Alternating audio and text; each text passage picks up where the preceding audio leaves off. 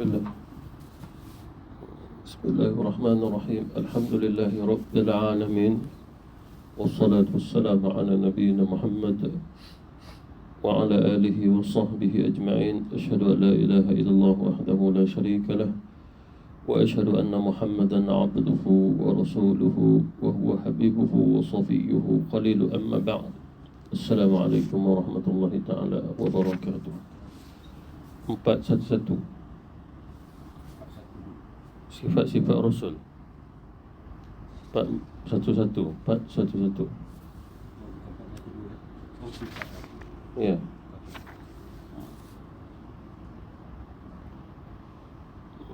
Seperti mana yang telah difirmankan oleh Allah Subhanahu wa taala pada ayat ke-119 surah Al-Baqarah, yakni Allah Subhanahu wa taala telah mengutus baginda Nabi Muhammad sallallahu alaihi wasallam sebagai yang membawa kebenaran. Kebenaran ini adalah hakikat di dunia sampai ke akhirat.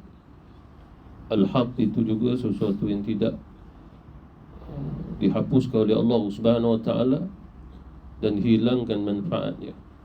Itu masuk bil haq. Seperti mana firman Allah, inna arsalnaka bil haqqi basyiran wa nadhira. Sesungguhnya kami telah mengutusmu ya Muhammad dengan membawa kebenaran sebagai pembawa berita gembira dan juga pemberi peringatan. Basyiran wa nadhiran, keduanya adalah sifat baginda Rasulullah, di mana keduanya kembali balik pada sifat tabligh, amanah, maknanya yang menyampaikan dan juga bersifat amanah dalam menyampaikan. Itulah menyampaikan berita gembira kepada orang yang beriman kepada Allah dan juga memberi kepada peringatan tentang ancaman dan juga siksaan daripada Allah sekiranya mereka tetap berterusan kufur dan kafir kepada Allah Subhanahu wa ta'ala, yakni tidak mahu beriman kepada Allah Subhanahu wa ta'ala, sedangkan keimanan itu telah sampai kepada mereka dengan al-haq, dengan benar. Al-haq ini kembali balik kepada fitrah manusia, pasti dapat menerimanya, seperti mana semua manusia sepakat tentang perbezaan siang dan juga malam, berbezanya langit dan juga bumi, dan mengetahui hujan yang turun daripada langit, sehingga mengetahui juga seperti mana mereka mengetahui siang dan juga malam, bahaya dan juga yang memberi manfaat. Jadi pada akal manusia yang waras pasti dapat mengetahui dan menerima. Itulah maksud al-haq. Itu yang disampaikan oleh baginda Rasul sallallahu alaihi wasallam. Dan selain daripada itu, inna arsalnaka bil haqqi basyiran wa nadhira, juga Allah Subhanahu wa taala telah turunkan dalam kitab Taurat akan ayat ini. Dan perlu kita ketahui bahawasanya dalam kitab Taurat juga sebahagian pada Quran yang kita baca ada di dalamnya. Lebih lagi berkaitan dengan Qisasul Anbiya, kisah para nabi, para rasul, sehinggalah orang-orang Yahudi juga mengetahui tentang penciptaan Adam itu siapa, Hawa itu siapa, cerita tentang Habil dan juga Qabil, cerita tentang Nabi Nuh alaihi salatu wassalam dan Nabi Ibrahim alaihi wassalam, Nabi Daud alaihi salatu wassalam, dan banyak lagi. Walaupun Nabi Daud alaihi wassalam Nabi Bani Israel setelah diutus Nabi Musa, tetapi Allah Subhanahu wa taala tetap mengkabarkan kepada mereka tentang Nabi Daud sampai ke Nabi Isa dan juga Nabi Muhammad sallallahu alaihi wasallam. Maksudnya seperti mana sambungan kita tentang sifat-sifat Rasul, bukan saja sifat Nabi sallallahu alaihi wasallam, Nabi Muhammad, tetapi Nabi Isa juga diceritakan oleh Allah dalam kitab Taurat. Dan begitu juga sekalian daripada kalangan para nabi, para rasul, di kalangan mereka daripada keturunan Bani Israel. Dan Nabi-Nabi Bani Israel itu diutus oleh Allah sehingga jumlahnya lebih 70,000 orang Nabi, dan sedikit daripada mereka dipilih sebagai Rasul. Itu telah disebutkan oleh ulama akidah Ahlus Sunnah wal Jamaah. Jadi berkaitan dengan ayat 119 ini, Imam Ibn Kathir dia mengkaitkan dalam sebuah hadis. yang diriwayatkan oleh Imam Ahmad tentang sifat-sifat baginda Rasulullah sallallahu alaihi wasallam dalam kitab Taurat. Dan siapa yang meriwayatkan akan kisah ini, iaitu di antara para sahabat baginda Rasul sallallahu alaihi wasallam. Seperti mana hadis riwayat Imam Ahmad, dia meriwayatkan hadis sampai ke Atha bin Yasar. Ia berkata, aku pernah bertemu dengan Abdullah bin Amr bin Al-As. Ini salah seorang daripada Amr bin Al-As. Ini adalah sahabat baginda Rasulullah sallallahu alaihi wasallam. Mungkin dia meriwayatkan hadis daripada bapanya sendiri. Itulah anaknya Abdullah meriwayatkan daripada bapanya Amr bin Al-As. Lalu aku mengatakan, beritahukan kepadaku tentang sifat baginda Rasulullah sallallahu alaihi wasallam yang tercantum dalam kitab Taurat. Makna apa yang difirmankan oleh Allah dalam kitab Taurat tentang Nabi Muhammad sallallahu alaihi wasallam. Dan kata ulama-ulama kita, di dalam kitab Taurat tidak ada nama Rasul yang disebut sebagai Muhammad, tetapi nama lain. Nama lain, antaranya Nabi Ahyad, itu dalam kitab Taurat. Walaupun begitu, sifatnya sama seperti mana yang mereka lihat Rasul setelah Rasulullah diutus. Ia pun menjawab, baik, demi Allah, sesungguhnya beliau disifati dalam Taurat seperti mana sifat beliau di dalam Al-Quran. Seperti mana firman Allah, inna arsalnaka bil haqqi basyiran wa nadhira. Itu ayat Quran.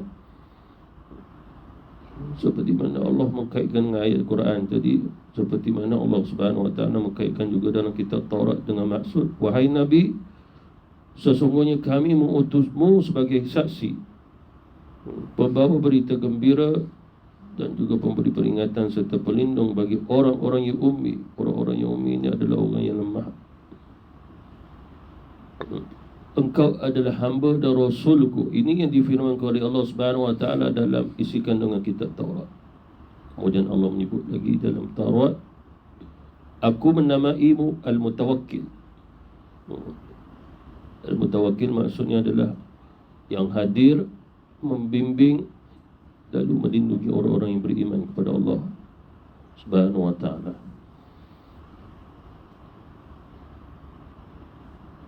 Dan di antara sifat baginda Rasulullah sallallahu alaihi wasallam juga adalah beliau tidak kasar dalam berbicara. Maknanya lawan pada kasar di sini bermakna lembut saja. Sebab kaedah para nabi, para rasul dalam dakwah memang begitu kaedahnya. Dengan perbicaraan yang lembut, moga-moga melunakkan hati. Tetapi kalau perbicaraan itu kasar, sukar hati untuk menjadi lembut kerana dia. Ini salah satu daripada sifat ataupun pada penerimaan hati. Seperti mana orang yang memiliki hati paling keras di atas dunia ni, fa innahu tagha, dia sangat kejam, seperti mana Firaun. Kata Allah Subhanahu wa taala perintah Nabi Musa, qawlan layyinan la'allahu yatadhakkaru aw yakhsha. Qawlan layyinan, maknanya hendaklah kau berkata kepada Firaun dengan sebaik-baik perkataan, dengan cara yang sangat lemah lembut. Padahal dia adalah orang yang kasar. Siapa? Firaun. Bengis, kejam, zalim, tagha, melampau dia sampai mengakui dia Tuhan. Macam kita hari ni, kalau orang tu begitu keadaannya, kalau ditangkap polisi lah, polis mana boleh nak lemah lembut dengan dia. Beduk orang ni. Sebab saya ada kenal orang polis yang kita tangkap ajaran-ajaran sesat, tok guru sebarang besar juga. Tapi bawa ajaran sesat, tak ada semayang, tak ada puasa. Memang polis beduk tu. Tak kira siapa pun dia, tak tengok depan lah. Betul. Akhirnya mereka buka mulut juga. Satu lagi polis kata kami tak bagi dia tidur 3 hari secara psikologi. Akhirnya dia tak tahan, dia terus terang juga mengapa dia bawa ajaran tu. Tukang lain pun cuma nak duit je, semua duit je. Diorang pun tahu diorang sesat. Diorang buat begitu, diorang tahu dia sesat. Diorang akui.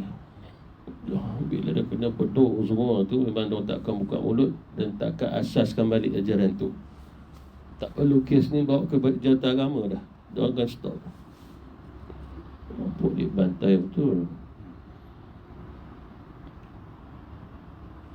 Dan sifat baginda Rasulullah sallallahu alaihi wasallam, yakni tidak kasar dalam berbicara, tidak keras hati. Apa maksudnya di sini? Tawaduknya hati Nabi.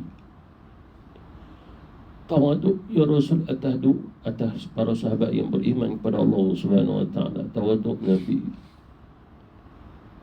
Seperti mana Rasulullah tidak keras hati, maknanya tawaduk lah. Nabi kata, ajlisu kama yajlisu abdu, akulu kama yakulul abdu. Aku duduk macam hamba duduk, aku makan macam hamba makan. Maknanya Rasulullah duduk dan makan bersama para hamba-hamba, orang-orang susah. Sampai ada orang yang sakit-sakit pun Nabi duduk dengan mereka. Hamba-hamba sahaya, anak-anak kecil, Nabi duduk bersama mereka. Itu menyebabkan kita tidak akan melihat seorang pemimpin begitu. Pemimpin kita mana ada duduk gitu. Kalau dia tulis VIP itu tak tahu berapa puluh V kat situ.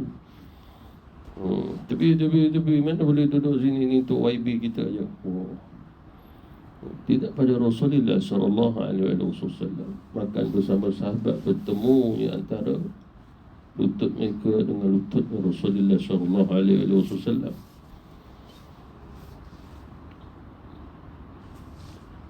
Tidak berteriak-teriak di pasar, makna bising seperti mana orang panggil orang jual barang, jual lauk, panggil orang untuk beli, diiklankan dengan cara berteriak-teriak. Jadi seorang Nabi, seorang Rasul bukan begitu. Itu pasal orang Yahudi dia suka pergi pasar. Bila Nabi masuk pasar, nak tengok Muhammad ke ni seorang Rasul atau tidak. Rasulullah pun masuk, Nabi bercakap lemah lembut, mereka pun nak juga biarlah Muhammad ini angkat suara berteriak-teriak begitu. Mereka tak jumpa, tak pernah tengok dan tak ada pengalaman Rasulullah mengangkat suara berteriak-teriak orang dalam pasar tu. Tidak ada. Bahkan perbuatan Nabi, cara dia mengangkat suara pun bukan macam berteriak-teriak juga dalam pasar. Itu situ dah orang Yahudi dah melihat. Ada dalam kitab Taurat sifat seorang Nabi, seorang Rasul akhir zaman tu.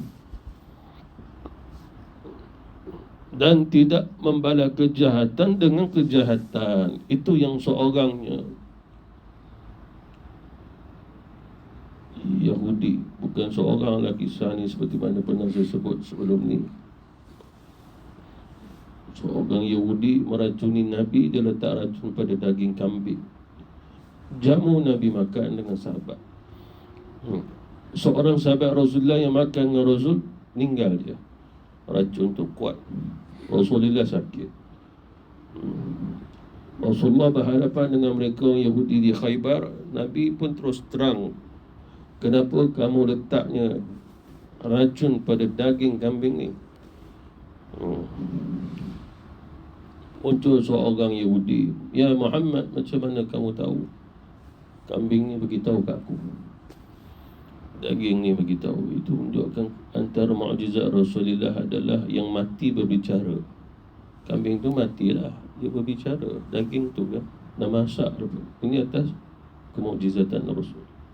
Atas kuasa Allah Subhanahu wa taala pasti berlaku. Sekiranya Allah menghendaki untuk berlaku.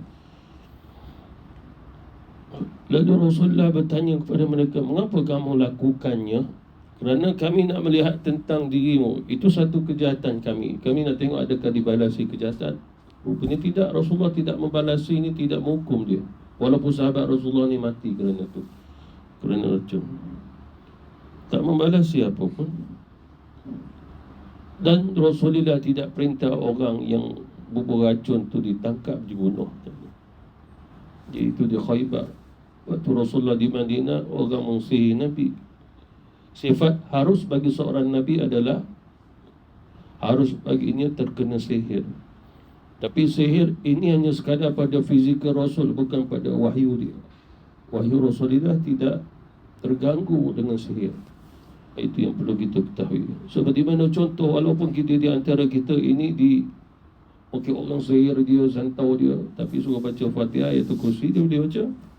Tak terganggu pun, semayang dia semayang, walaupun dia kena sihir. Jadi dia ganggu fizikal, dia ganggu pada pemikiran begitu. Tapi diriwayatkan Rasulullah tahu sebab malaikat beritahu siapa yang menyihir Nabi. Aisyah pun tanya Rasul, "Ya Rasulullah, kau telah mengetahui siapa yang menyihirmu?" Sebab sihir ni kalau jatuh pada orang lain, mati orang tu. Sangat keras. Rasulullah kena lebih kurang hampir setahun sakitnya Rasul. Kuat sihir tu, kuat. Atas izin Allah, itu sifat harus. Maknanya nak ajar kita, itu salah satu sifat harus bagi seorang Nabi. Disihir pada fizikal, bukan pada kerohaniannya, pada jah dia, pada zat Rasulullah. Mana itulah sifat harus, seperti mana harus bagi Nabi. Dia lapar, dia dahaga, dia sakit. Sakit kerana sihir, sakit kerana jatuh, itu harus bagi Nabi, bagi Rasul. Jangan kita beranggapan seorang Nabi, seorang Rasul tidak kena sihir. Padahal Rasulullah mengajar kita baca itu, baca ini untuk melindungi diri daripada kena sihir. Tapi kalau Allah Subhanahu Wa Taala tetap nak uji kita, dia berlaku juga. Dari apa yang kita baca, wirid ke zikir pada jangan kena sihir, itu dapat pahala lah, dia ibadah lah. Gitu. Ini adalah antara sifat Rasul dalam Taurat. Antaranya yang disifatkan lagi adalah, akan tetapi beliau sentiasa memaafkan dan mengampuni. Maksud al-afu itu, memaafkan adalah Nabi tidak buat tindakan. Ya Rasulullah, katanya Aisyah, engkau telah mengetahui Labid bin Asam itu menyihirmu. Mengapa engkau tidak menangkap? Bunuh dia saja ya Rasul. Sebab Rasulullah SAW pernah bersabda, barang siapa buat sihir, bunuh dia. Dalam mazhab Syafi'i, Imam Syafi'i berfatwa, barang siapa menyihir orang sampai mati orang tu, hukum bunuh orang tu. Ditangkap, hukum bunuh. Mazhab Hanafi pula, sama ada mati atau tidak orang tu, dia dah buat sihir, hukum bunuh dia, pancung kepala. Itu. Dan hukuman ini ataupun hukum ini tidak ada dalam perundangan Malaysia. Syariah pun tak ada. Orang ni kenapa ni dia kena sihir? Kita boleh saman dia sihir kita? Tidak ada. Tidak ada. Bahkan peguam pun takut nak ambil kes tu, takut peguam pun nak kena sihir. Lalu hantar ke ustaz. Ada ustaz takut, sebab takut dia pula kenanya. Akhirnya tu yang ulama ajar kita, ajarlah diri kamu agar kamu merawat diri kamu sendiri dengan kitab Allah Subhanahu Wa Taala. Sihir ni boleh batal dengan kitab Allah.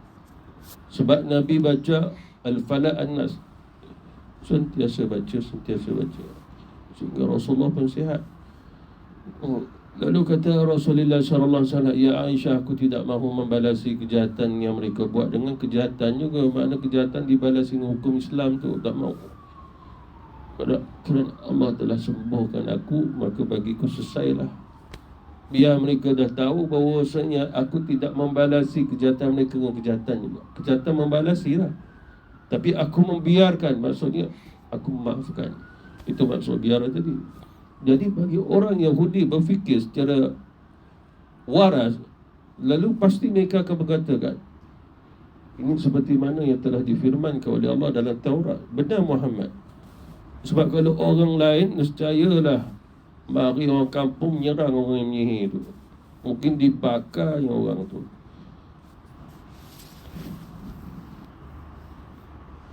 Selain daripada itu, nyawa beliau, itulah baginda Rasulullah SAW, tidak akan dicabut sehingga beliau meluruskan, iaitulah millah, iaitu agama yang telah menyimpang, dengan mengajak manusia untuk mengucapkan La ilaha illallah.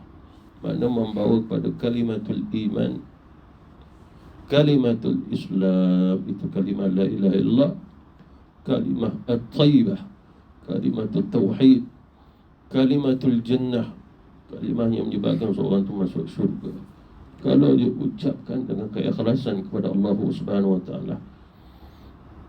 Selain daripada itu, apa yang Allah Subhanahu Wa Taala sifatkan baginda Rasul dalam kitab Taurat, termasuklah maka dengannya terbukalah seluruh mata yang buta, telinga-telinga yang tuli, dan hati-hati yang tertutup daripada kebenaran.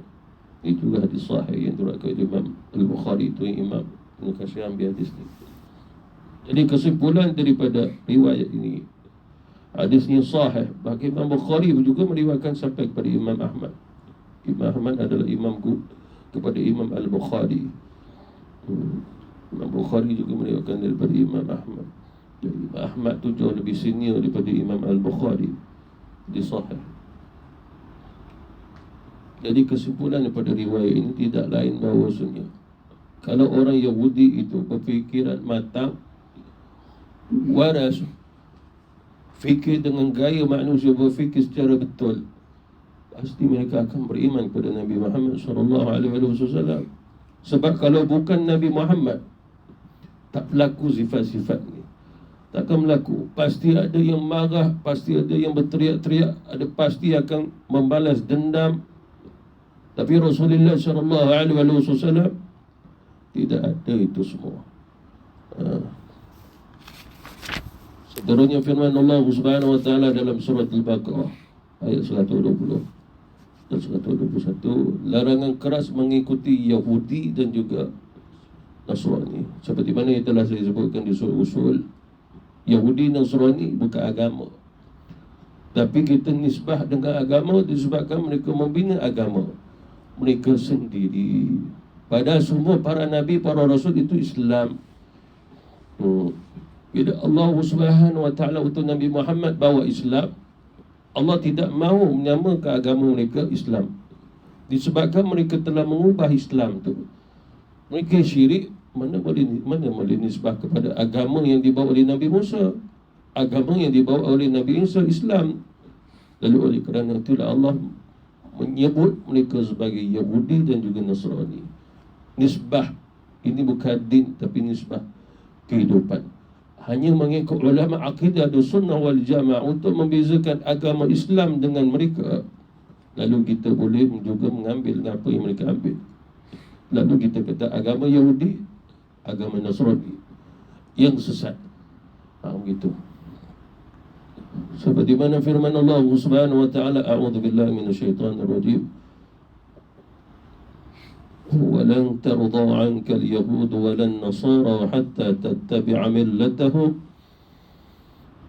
قل إن هدى الله هو الهدى ولئن اتبعت أهواءهم بعد الذي جاءك من العلم ما لك من الله من ولي ولا نصير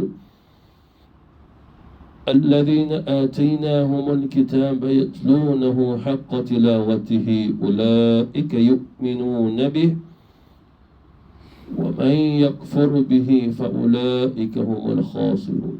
Firman Allah pada surah Al-Baqarah 120-121, orang-orang Yahudi dan Nasrani tidak akan senang kepadamu, maknanya kepada Nabi Muhammad sebagai Nabi Rasul, sehingga kamu mengikuti agama mereka. Itu yang dinisbahkan Yahudi dan Nasrani dengan agama. Agama di sini bukannya betul pun. Itu bukan agama yang betul, sebab Allah telah menerima agama yang betul hanya Islam saja. Qul, katakanlah olehmu ya Muhammad kepada mereka, sesungguhnya petunjuk Allah itulah petunjuk yang benar. Maknanya kamu membina agama kamu, lalu kamu mengatakan itulah agama yang memberi petunjuk. Padahal Nabi menisbahkan agama yang memberi petunjuk datang daripada Allah, bukan datang daripada Nasrani dan juga Yahudi. Dan sesungguhnya sekiranya kamu mengikuti kemahuan mereka setelah pengetahuan datang kepada kamu, mana Quran turun kepada kita, kebenaran apa yang sampai kepada kita melalui Rasul dah ada dah pun, Allah dah bagi bimbingan kepada kita, tapi kita masih lagi mendahulukan mereka berbanding apa yang Allah perintah kepada kita. Maknanya membelakangi perintah Allah ataupun bimbingan daripada Allah sehingga kita turut mereka. Maka Allah Subhanahu wa taala tidak lagi menjadi pelindung dan juga penolong kepada kamu. Jadi kalau sekiranya kita berpaling pada agama Allah, maka terputuslah untuk mendapat perlindungan dan juga pertolongan. Maka di sini dah ada satu jawapan. Allah melindungi kita dan memberi dan memberi pertolongan kepada kita selagi mana kita berpegang teguh dengan agama Allah, iaitu Islam, dengan iman yang sebenar. Kalau Islam jadi iman tak sebenar, iman tak betul, tak jadi juga, tidak diterima oleh Allah Subhanahu Wa Taala. Seseorang yang mengaku Islam tapi imannya tidak betul.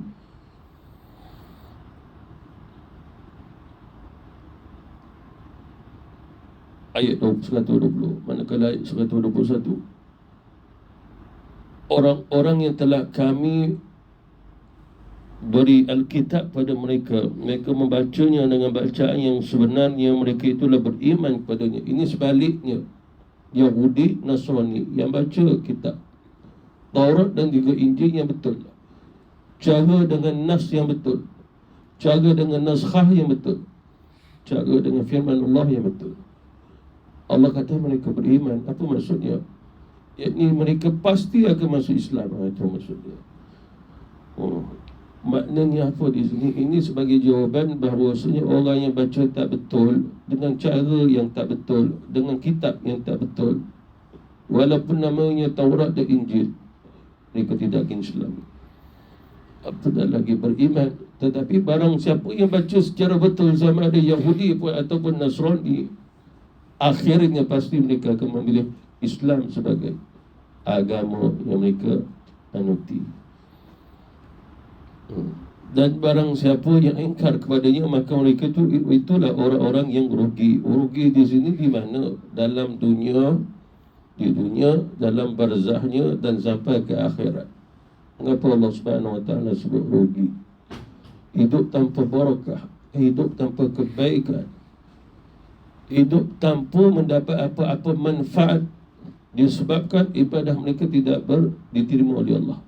Hendaklah kita ketahui, orang Yahudi, orang Nasrani, boleh dikatakan ada di antara mereka kuat ibadah, ada di antara mereka pun beribadah sepanjang malam, ada. Tapi oleh kerana iman tak betul, baca Taurat dan Injil yang tak betul, mati mereka kafir, kerana mereka tidak akan masuk Islam juga. Kita kena tahu ada juga orang Yahudi Nasrani, dia baca yang betul, dia beriman pada Nabi Muhammad, tetapi dia tak mau masuk Islam. Dia beriman pada Nabi Muhammad, tapi dia tidak mengakhirkan kehidupan dia sebagai seorang Islam. Lalu kata Rasul, dia mati kafir juga. Mengapa agak dia dikatakan beriman tapi mati kafir? Sebab enggan untuk menerima Islam yang dibawa oleh Nabi Muhammad, jadi tetap kafir lah. Sedangkan bagi orang yang beriman, iman yang sempurna, dia kena terima Islam yang dibawa oleh Nabi Muhammad SAW.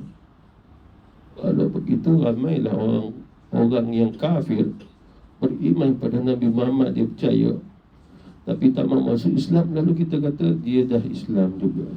Tidak, keislaman itu melalui dua kalimah syahadah dan iman kepada Allah Subhanahu Wa Taala dan iman-iman yang lain. Jadi kata Imam Ibn Katsir pada tafsiran ayat ini tentang firman Allah Subhanahu Wa Taala, katanya walan tarda ankal yahud walan nasara hatta tattabi'a millatahum. Katanya antara Imam Ibn Jarir mengatakan, wahai Muhammad, ini seruan Allah kepada Nabi Muhammad sallallahu alaihi wasallam. Seruan ini khusus, tapi bila Nabi menyampaikan kepada kita, seruan itu menjadi umum. Daripada Allah kepada Nabi, dia jadi khusus. Nabi sampaikan kepada kita, jadi umum. Mengapa Allah tak terus sampaikan kepada kita? Sebab kalau lafaz itu menjadi umum, nanti kita buat cara sendiri, kita faham cara sendiri. Itu pasal mesti melalui Nabi dulu. Jatuh kat Nabi pun kita ambil cara Nabi, bukannya secara umum kita buat cara kita. Padahal Nabi sendiri masih hidup di tengah-tengah kita waktu itu. Wahai Muhammad, orang-orang Yahudi dan juga Nasrani selamanya tidak akan pernah rela kepadamu. Kata ulama, apabila Rasulullah dah bacakan ayat ini kepada kita, maka menjadi umum. Ayat ini bukan untuk zaman Nabi saja, akan tetapi ayat ini sampai ila yaumil qiyamah, sampai hari kiamat. Seperti mana hadis Rasulullah dalam riwayat Imam Ahmad, Nabi kata, kalau ada orang Yahudi di tengah kamu, paling kurang 2 orang, kamu seorang, dia di kanan dan kiri kamu, pasti salah seorang di antara kamu mengambil jalan cara nak bunuh kamu, kata Rasulullah. Tu ya Rasulullah perintah para sahabat berhati-hati di tengah jalan apabila bertemu orang Yahudi. Sebab orang Yahudi ni manis mulut dia. Kita belum bagi salam, dia bagi salam. Sebab kita tak bagi salam pada mereka. Assalamualaikum ya Muhammad. Gitu. Dengan muka senyum. Assalamualaikum ya Muhammad. Nabi jawab, Waalaikum. Waktu tu Aisyah pun ada. Aisyah memaki hamun orang Yahudi. Assalamualaikum ya Muhammad. Apa maksud Assalamualaikum? Kematian tuamu ya Muhammad. Assalamualaikum. Assalamualaikum. Begitu mereka ubah cara dia.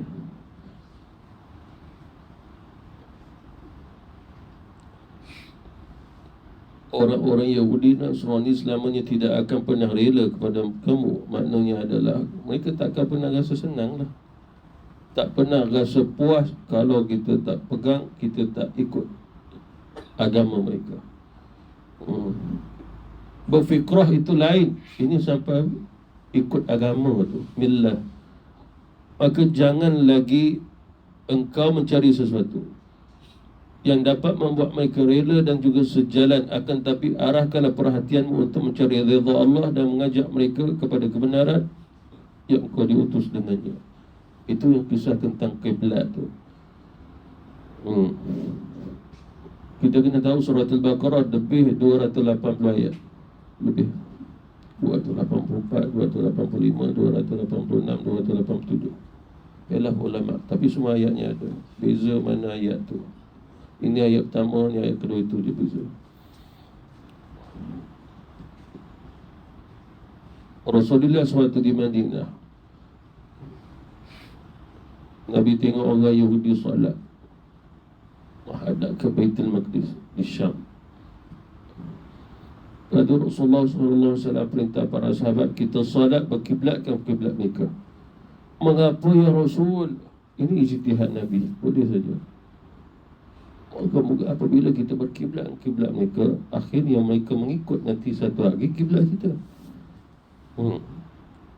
Ini ijtihad Rasulullah SAW. Boleh saja Nabi berijtihad.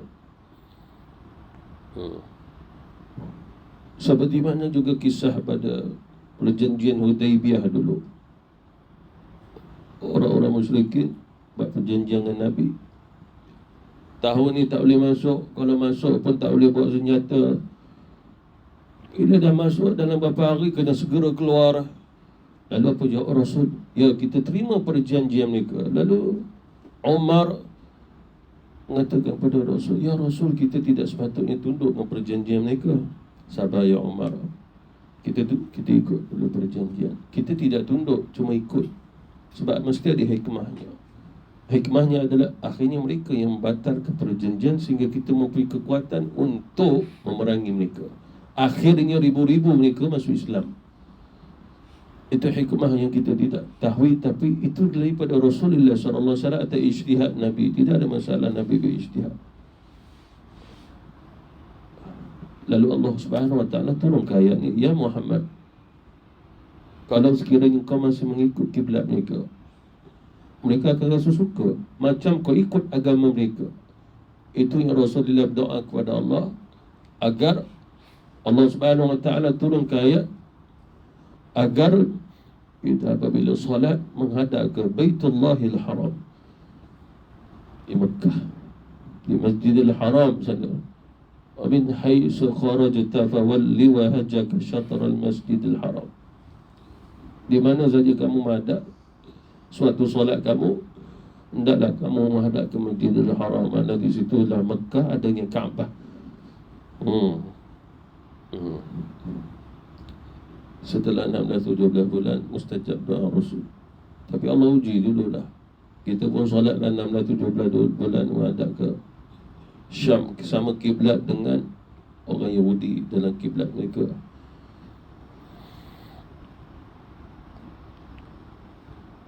Akan tetapi arahkan perhatianmu untuk mencari redha Allah dalam mengajak mereka kepada kebenaran yang engkau diutus dengannya. Makna sekarang ni, hendaklah engkau mendahului Allah dan bukan mendahului mereka. Ini adalah menjadi usul dan kawaid. Apa maksud usul dan kawaid ke situ? Kita tidak boleh membelakangkan Allah. Tidak boleh membelakangkan Allah kalau berkaitan dengan agama.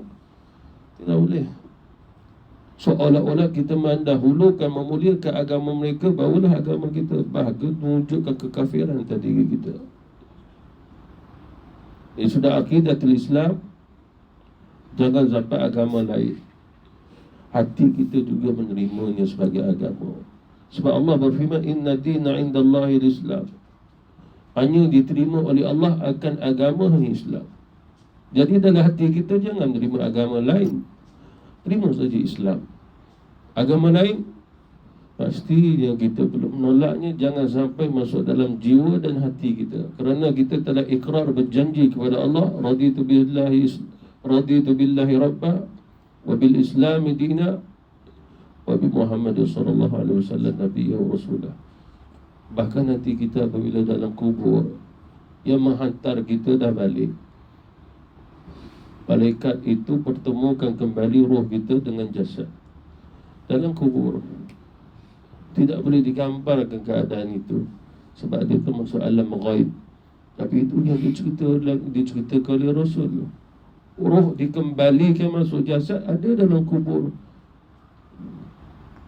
Tak boleh digambarkan. Macam kita sekarang ni, roh dan jasad. Kita mati, maksudnya roh dibawa keluar, tapi Allah Subhanahu Wa Taala perintah malaikat maut yang mengambil nyawa itu. Roh itu kembalikan balik kepada jasadnya. Bila roh dah kembali pada jasad, Rasulullah bercerita kepada kita, datanglah dua orang malaikat menyerupai manusia, Munkar dan Nakir namanya. Dia sudah iman, dia sudah akidah, wajib percaya tentang malaikat Munkar dan Nakir. Yang akan bertanya kepada kita, Ma Rabbuka. Dia akan tanya siapa Tuhan kamu, siapa Nabi kamu, apa kiblat kamu, siapa imam kamu, siapanya saudara mara kamu. Lalu kiblat kita akan jawab, kiblat kita adalah Baitullahil Haram. Siapa imam? Al-Quran. Siapa Nabi? Muhammad. Kalau tanya siapa Tuhan? Allah lah Tuhanku. Siapakah saudara mara kamu? Semua orang yang beriman, orang Islam. Boleh jawab yang itu, selamatlah kita. Itu soalan akidatul Islam. Lalu kalau sekiranya dalam hati kita ada lain seperti Islam, macam mana nak jawab? Apa agamamu? Agama aku pegang Islam, tapi tak pegang agama lain, tak boleh. Cinta juga agama tu. Itu tidak ada, dia tak akan selamat begitu. Tidak boleh agama lain itu dalam hati kita. Qul, katakanlah olehmu ya Muhammad, inna hudallahi huwal huda. Sesungguhnya petunjuk daripada Allah itulah sebenarnya petunjuk. Mengapa Allah kata demikian? Sebab orang Yahudi dan juga orang Nasrani kata, wa qalu kunu hudan aw nasara tahtadu. Mereka kata apa? Kalau kamu ikut Yahudi atau Nasrani, kamu dapat hidayah, petunjuk. Mereka kata begitu. Sedangkan yang benarnya, kalaulah mereka yang mengikutnya Islam, pasti mereka mendapat petunjuk, seperti mana juga kita mendapat petunjuk daripada Allah Subhanahu Wa Taala dan juga Rasul. Artinya apa di sini? Wahai Muhammad, katakan kepada mereka, sesungguhnya petunjuk Allah yang dia telah mengutuskan dengannya adalah petunjuk yang sebenarnya. Petunjuk yang sebenarnya adalah datang daripada Allah Subhanahu Wa Taala, dan petunjuk yang sebenarnya adalah Islam. Dia jaga agama yang lurus, benar, sempurna dan menyeluruh untuk semua sekali. Seperti mana yang perlu kita ketahui, Yahudi dan juga Nasrani hanya dinisbahkan pada Bani Israel saja. Tapi Islam nisbah untuk semua manusia, tanpa mengira dia keturunan mana sekalipun. Nabi Musa untuk Bani Israel, sampailah ke Nabi Isa ada 70,000 Nabi, semua Bani Israel. Islam yang dibawa oleh Rasul untuk seluruh manusia, hitam ataupun putih, di barat ataupun di timur, seluruhnya satu dia Islam. Mungkin pada zaman Nabi Musa dulu ada Nabi, ada Rasul yang diutus oleh Allah, tapi bukan Bani Israel. Lalu kaum itu ikutlah Nabinya, ikutlah Rasulnya. Tapi untuk Bani Israel dah ada Nabi Rasul, mereka perlu ikut. Jangan ikut pada Nabi Rasul yang lain. Itu. Tapi ajarannya satu, tetap membawa kepada mengesahkan Allah Subhanahu Wa Taala dan tidak mensyirikkan Allah Subhanahu Wa Taala. Maknanya hidayah di sini adalah Islam dan bukan selain daripada Islam. Selain daripada itu, maksud daripada qul inna hudallahi huwal huda adalah hujah yang Allah Subhanahu Wa Taala ajarkan kepada Muhammad sallallahu alaihi wasallam dan juga para sahabat beliau untuk berdebat dan juga mematahkan apa yang dikatakan oleh orang-orang yang sesat. Maknanya di sini menunjukkan bahawasanya kalau sekiranya orang yang sesat itu mahu datang berhujah dengan kita yang betul, mereka tidak akan mampu mematah ke hujah kita kerana Allah yang memelihara.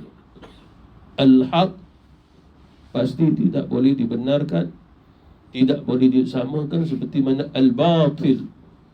Tidak boleh. Seperti mana Allah Subhanahu Wa Taala bagi kita siang dan juga malam, dia tidak menjadi satu waktu, tapi waktu yang berbeza. Waktu yang berbeza menunjukkan siang dan malam tidak boleh jadi sama. Tak boleh jadi sama. Siang atau malam tak boleh jadi satu, tetap menjadi dua bahagian waktu. Lalu begitu juga apabila kita beriman kepada Allah Subhanahu Wa Taala, dengan keimanan kita mengukuhkan hujah apabila kita berhujah depan mereka. Disebabkan mereka berhujah dengan cara kebatilan, keluar daripada fitrah, keluar daripada kewarasan, lalu pasti tidak akan dibenarkan melalui akal manusia yang waras sekalipun. Tidak dapat dibenarkan selagi mana dia adalah daripada kebatilan. Bahkan ini diterima oleh akal manusia yang waras. Akal manusia yang waras pasti juga tidak menerima sesuatu yang memang pada akal tidak boleh menerimanya. Dalam satu hadis Rasulullah sallallahu alaihi wasallam, Nabi pernah bersabda, "La tazalu ta'ifatun min ummati يقاتلون على الحق ظاهرين لا يضرهم من خالفهم حتى يأتي أمر الله." Kata Rasulullah sallallahu alaihi wasallam, akan tetap, la tazalu juga menunjukkan akan sentiasa berlaku. Di sudut terjemahan juga, di terjemahan sini akan tetap. Akan tetap ada satu golongan ataupun satu kelompok di kalangan umatku yang sentiasa berjuang memegang teguh kebenaran. Kebenaran yang dimaksudkan adalah bermula daripada iman dulu, iman yang betul.